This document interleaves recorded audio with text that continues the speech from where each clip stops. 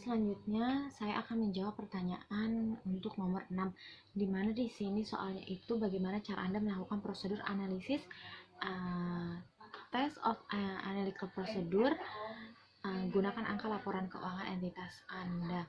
Nah, di sini itu kan dalam prosedur analisis terbagi menjadi beberapa ya untuk menganalisisnya. Dalam analisisnya itu kita bisa melakukan perbandingan horizontal, yaitu melakukan perbandingan laba atau kerugiannya dari tahun sekarang ke tahun sama tahun sebelumnya, kayak gitu.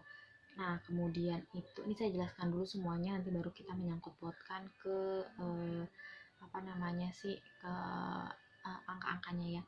Terus kemudian yang kedua itu ada perbandingan angka tahun berjalan dengan angka budget, memproyeksikan atau trend analisis, dikenal dengan analisis vertikal, yaitu dengan membandingkan akun receivable atau piutang. Ini kan menyangkut juga sama penjualan.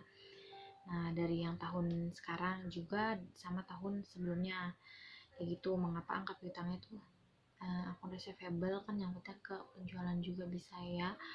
Nah, ini kenapa misalkan terlalu tinggi atau terlalu rendah, kayak gitu. Kemudian itu ada membahas menganalisis saldo akun satu dengan antara saldo akun satu dengan yang lainnya. Misalnya terkadang itu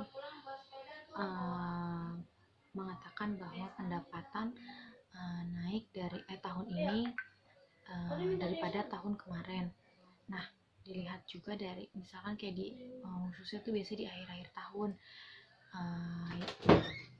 bulan November atau bulan Desember.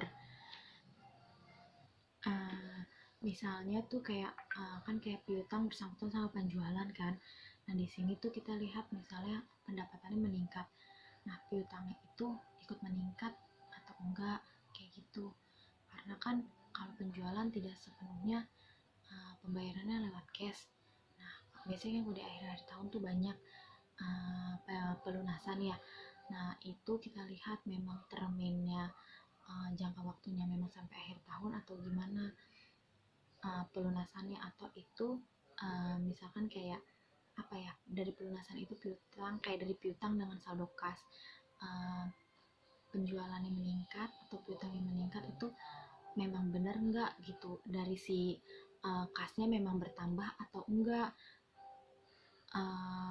maksudnya gimana ya, kayak piutangnya misalnya piutangnya nambah, itu kasih benar nambah nggak, takutnya itu kayak mainannya si perusahaan doang, kayak oh ada pelunasan ada ini, tapi ternyata tuh si kasnya tuh nggak nambah, kayak gitu, cuman biar memperbagus di laporan keuangannya aja, kayak gitu.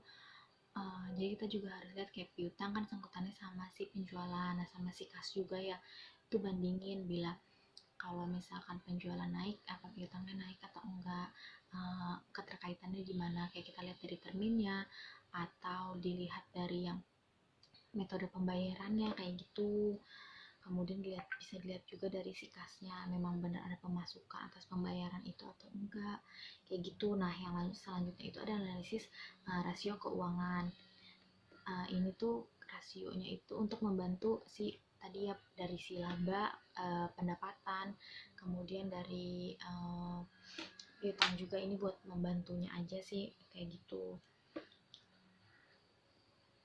Nah, kemudian tahap yang kelima itu reasonable test. Ini untuk membanding, ini sangkutannya sama si tadi yang perbandingan antar saldo akun. Nah,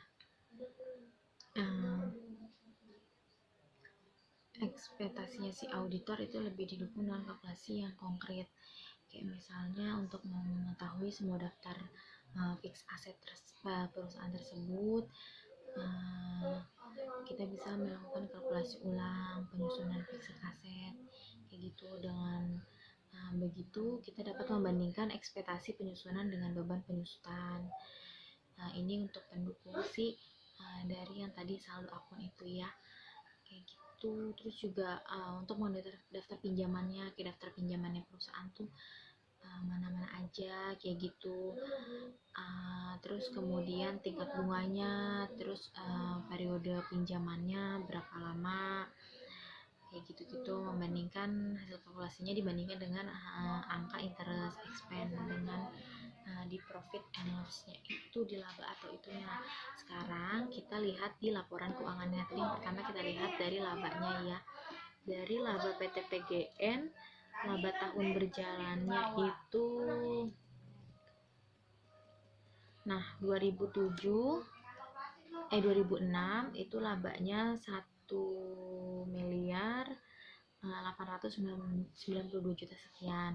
Nah, di tahun 2007 itu ada penurunan labanya yang lumayan lah ya. Ini jadi 1,572 miliar. Nah, di sini kan kita lihat nih dari laba, kebetulan ini kan sama-sama laba, cuma menurun labanya.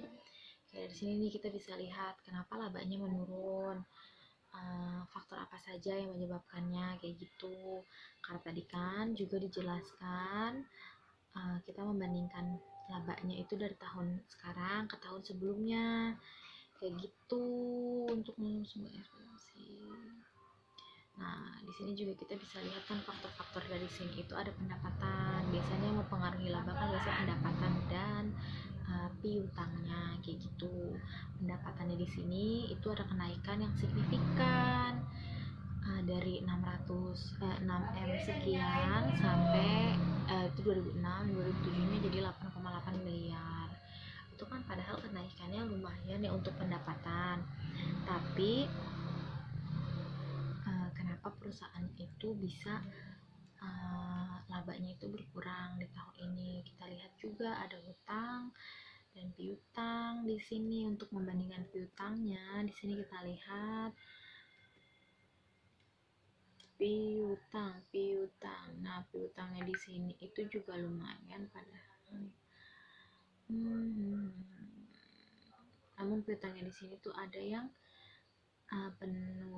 kenaikan ya untuk piutangnya. Piutang lain-lain dari 25.197 menjadi 42.406 untuk si piutangnya kayak gitu. Kayak gini kan kita harus tahu ya, kayak yang tadi udah dijelasin termin-terminnya, terus abis gitu gimana usaha metode pembayarannya, dari kasnya juga kita harus lihat, terus aset tetapnya juga harus dilihat. Kayak tadi kan kalau yang jelas tuh dari si labanya ya kan, tadi kan yang pertama kita bandingkan dengan laba, yang kedua kita membandingkannya dengan penjualan, piutang. Dari piutangnya kita membandingkan, dan sementara di sini piutangnya sih naik ya dari 25 ke 42, 25 juta ke 42 juta kayak gitu. Tapi dari si pendapatan penjualan itu lumayan besar, kenaikannya lumayan signifikan kayak gitu.